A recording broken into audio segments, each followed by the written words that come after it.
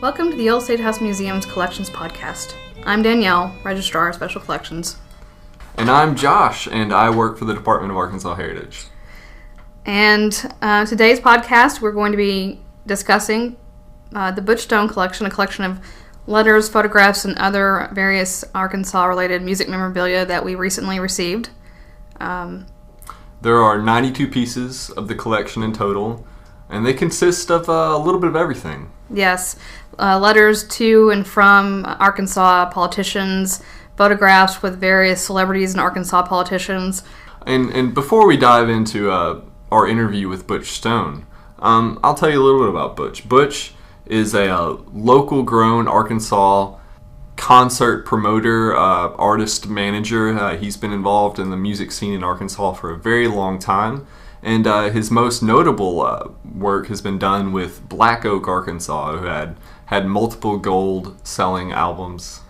And, you know, despite having worked a lot with these high-profile artists, he's also spent a lot of time developing the music scene locally here in Arkansas, most notably with the Riverfest Amphitheater concert series in the 90s and early 2000s.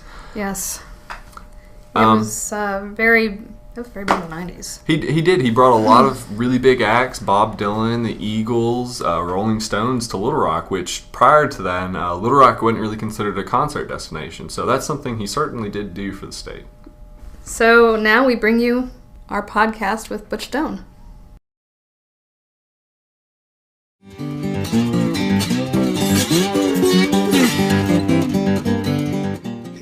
I've always loved music. My mother was an organist in the church, and as was her mother, and they affected me a great deal in terms of instilling a love for music in my heart. When the Beatles hit America, I just thought that was just the greatest thing in the world, and I've only had one job in my life, which I sacked groceries at a grocery store in West Memphis for 3 weeks and figured out I didn't like doing that. So I started promoting dances, and I would have what we call sock hops back in those days, where I'd hire a little band. I had a band called Tommy J and the Escorts, which was a great little local band, and we'd have dances on Friday and Saturday night. And, I'd make $100 or $200, which was big money back then, and I liked it, And I continued to book bands to pay my way through college and hustle pool because I'm a pool player. So I booked this band called Nobody Else, and they played it in Jonesboro. And unlike these other little bands, they drew 3,000 people. And I made $15,000 that night. I mean, I really realized something good just happened, and I loved it. So that got me, I quit school, I moved in with that band, became their manager, and they became Black Oak, Arkansas. So I spent pretty much 1967 through about 79 being the manager of Black Oak, Arkansas. And that's how I got into the music business.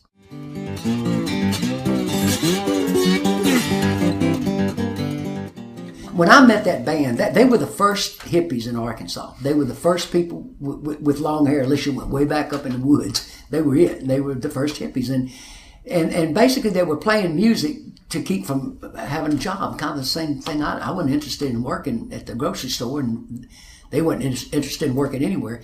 And so it just happened. It just really happened, We realized early that it was one of the things that people from outside of Arkansas took notice of. I mean, just our accents and things like that. We go to New York and have people following us down the street just to hear the way everybody talked, because there are no one-syllable words down here. Everything's got 2 or 3 syllables, and they like that. So it just sort of evolved in that way. And as there was some conscious thought behind preserving that image, absolutely. And we did that. And even when we moved back to Oakland and built a compound up there, which is called the Great Wall of Arkansas. Now it's still up there. It's a resort now. But we sort of didn't want to be Hollywood. We went out there, and coming from Arkansas, it was another world. And we just wanted to get back to the roots of things. And until about 1979, it stayed very pure and very, very much true to that goal.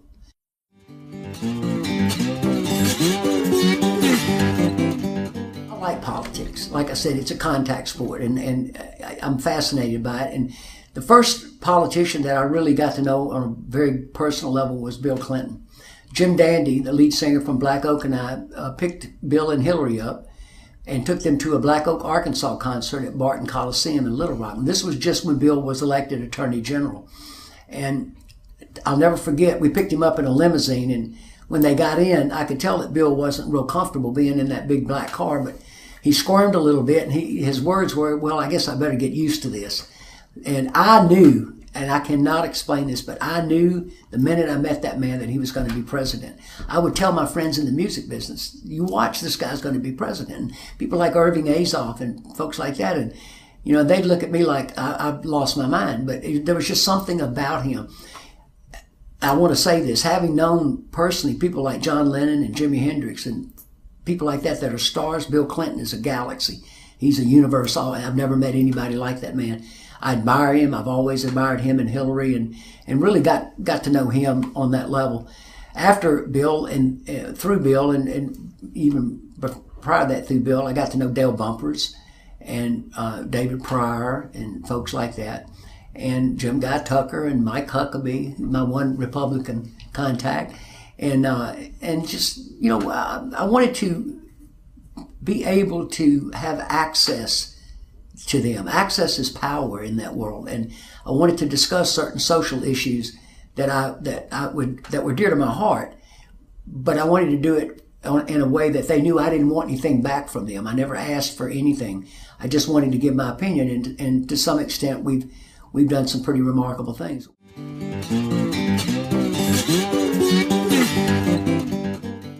I was in Switzerland visiting Crocus when Bill Clinton was governor, and I got a phone call from Bill that said that a preacher had come through Arkansas, and he had legislation on Bill's desk that would have effectively censored every rock and roll record and cover that came into the state for sale. And if there was anything found objectionable, either in the artwork or in the backward masking was the issue, because back in those days the records were made out of wax, and you could play them backwards and whatever. And Bill said, this thing's on my desk, Butch, what do I do?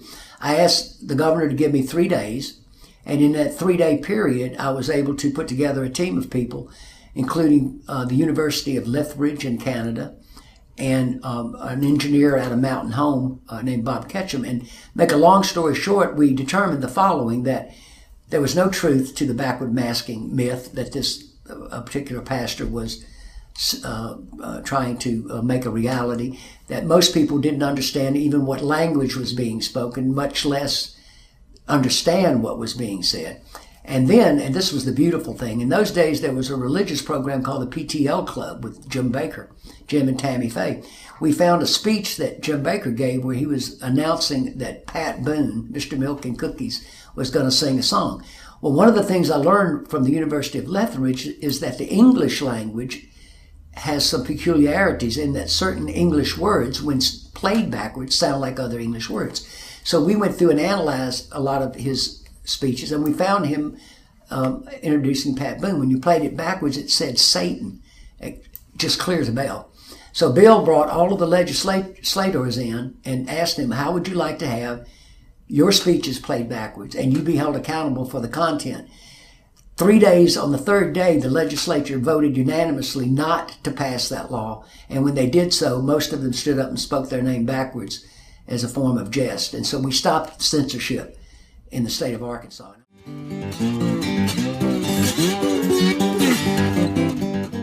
I quit Hollywood. I enjoyed all of the warmth and sincerity of Hollywood I could stand at that point. So I didn't want to manage anymore. I had given the Eagles some of their first tour dates when they started, and even Joe Walsh's first band opened for Black Oak, Arkansas. And their manager, Irving Azoff, who is today the most powerful man in the music business, bar none. I mean, I just called him when I found out that the Eagles were reuniting in '95, and I asked him if I could have the Arkansas date for War Memorial Stadium, and he said yes.